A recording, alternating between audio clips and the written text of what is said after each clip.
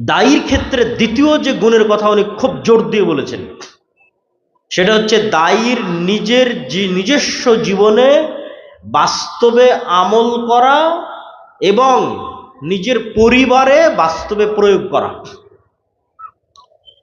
আরো যদি সারমর্ম করে বলি তাহলে ইলম অনুযায়ী আমল করা।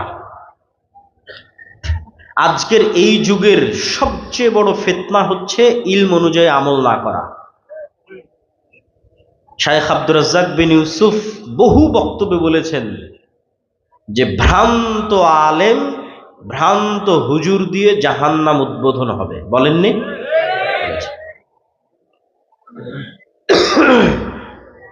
তো এইটা তো আর রাসূল সাল্লাল্লাহু আলাইহি ওয়াসাল্লাম এমনি বলেননি। ভ্রান্ত আলেম, ভ্রান্ত হুজুর দিয়ে জাহান্নাম উদ্বোধন হবে, এটা এমনি বলেননি। আল্লাহ আমাদেরকে ক্ষমা করুক, আল্লাহুম্মা আমিন। আল্লাহ আমাদেরকে ইলম অনুযায়ী আমল করার তৌফিক দিক, আল্লাহুম্মা আমিন।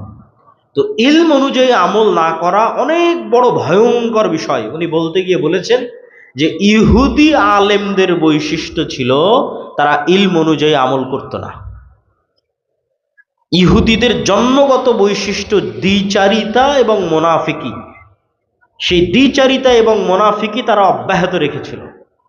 তো ইহুদি আলেমরা কখনো ইলম অনুযায়ী আমল করত না। তো ওরা আল্লাহ সুবহানাহু ওয়া তাআলা কোরআন মাজিদে বলেছে এটা ওই গাধার মতো, যেই গাধার পিঠে হাজার হাজার বই চাপিয়ে দেওয়া আছে কিন্তু গাধা জানে না আর ঘাড়ে কি চাপিয়ে দেওয়া আছে। আল্লাহ কোরআনে বলেছেন এবং আমাদের শায়েখ সেই কোরআনের আয়াত আপনাদের সামনে তেলাওয়াত করেছে। তো শুধু কি তাই, জাহান্নামের আগুনে ইলম অনুযায়ী আমল না করার কারণে ব্রেনের উপর আঘাত করে, মাথার উপর আঘাত করে মাথা ফাটিয়ে দেওয়া হবে। মিথ্যা বলার কারণে চোয়াল ফেড়ে ফেলা হবে। বক্তা এবং আলেম তার নাড়ি ভুড়ির চারপাশে ঘুরতে থাকবে।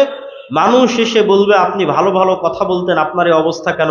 সে বলবে আমি তোমাদের যা বলতাম আমি নিজে তা করতাম না। নাউজুবিল্লাহ।